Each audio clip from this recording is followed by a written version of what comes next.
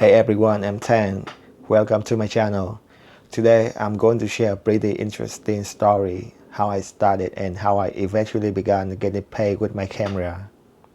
So, if you are curious about how to turn your passion for photography or videography into a business, keep watching. I started with my camera many years ago. My first camera was the Canon 7D. Back then, I bought it just because I thought holding the camera looks really cool. It was pretty silly, right?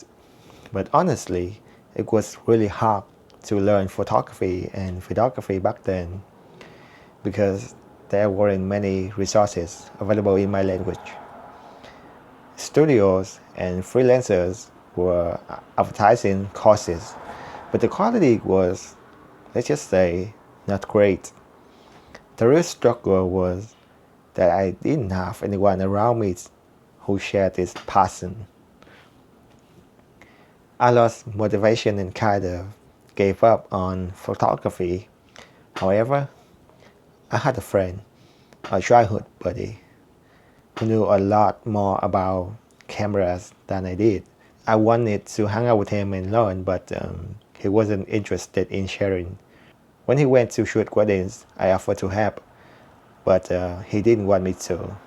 That's when I realized if your work is involved, there's no real friendship because I could potentially mess up their business. It was a hard lesson, but it lit a fire under me.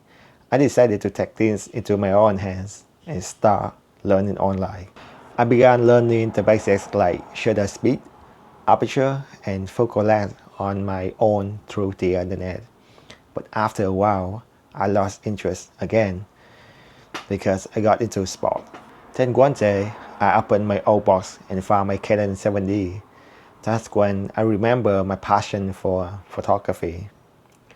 Unfortunately, I needed some cash, so I ended up selling the camera. And get this, I sold it for $550. If I sold it now, it would be around $100 or maybe less. A little while later, when mirrorless cameras started becoming popular, I noticed the Sony a6500. The ads were everywhere saying how great it was, so I decided to buy it. But once again, my passion started to fade due to the loneliness. I didn't have anyone to share my photos with, no one to encourage me as I improved. It's tough when you don't have anyone to share your progress with, but it also taught me something important. If no one's going to join you, you just have to keep going on your own. Then I met my girlfriend. Now I had a free model to practice with. She was always willing to help me with my photos.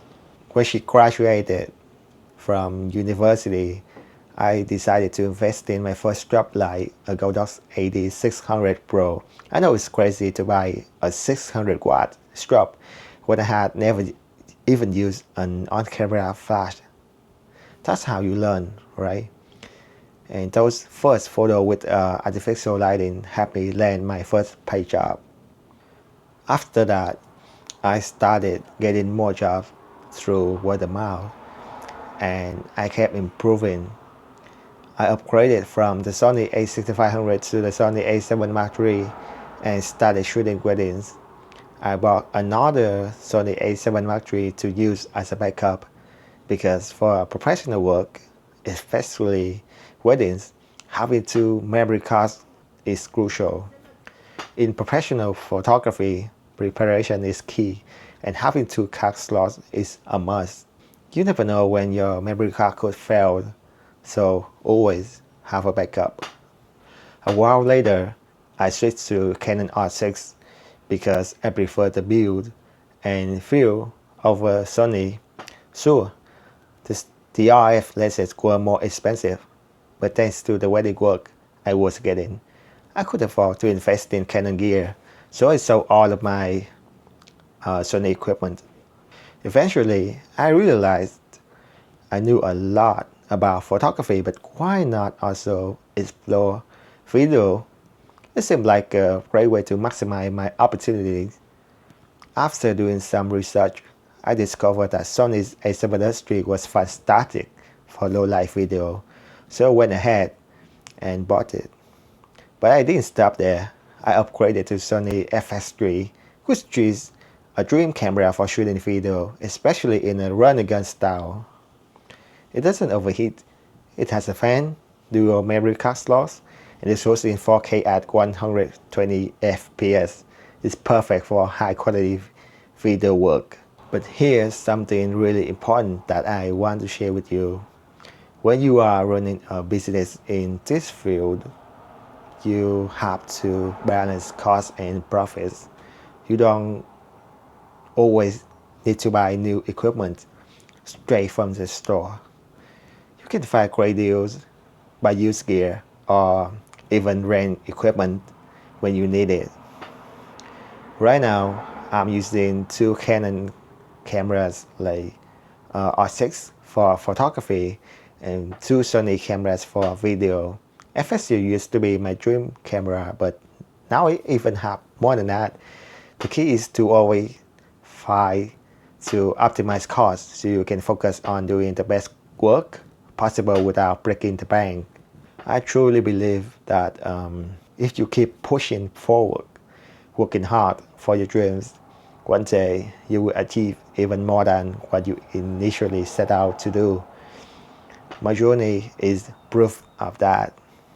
So, do not ever give up.